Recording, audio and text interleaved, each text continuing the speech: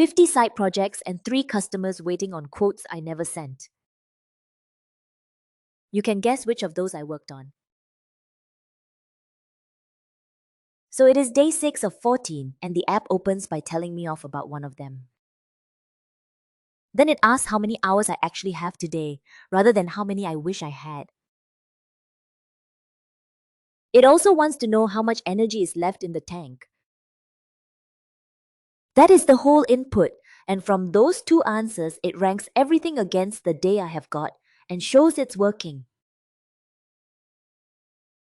Which is the uncomfortable part, because the quotation is due today and the follow-up is 3 days late, while the launch work I want to start has more momentum and still loses. So I lock it in, and at that point it stops being a list and becomes a promise to make me accountable. Underneath that, the very same day again, sorted a completely different way. This is importance against urgency, where do first is the corner in which somebody else is waiting on me, and every card shows it's working. Which brings me to the part nobody enjoys admitting, because what I want to build is in the backlog.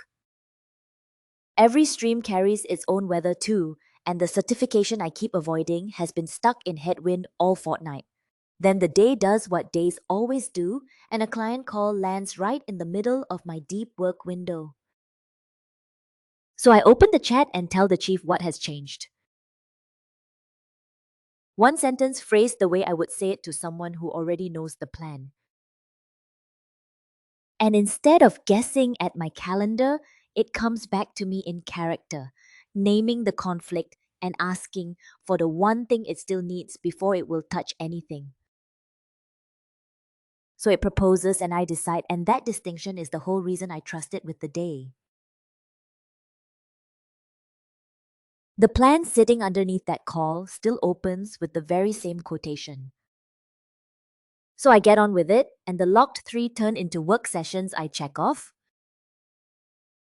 Then it notices because each character reads the actual task, so clearing that quotation gets me congratulated by name, in its own voice. And if that particular voice is not for you, there are 7 more. A strict coach, a naggy nanny, an annoying minion, a K-pop bias. You pick who nags you.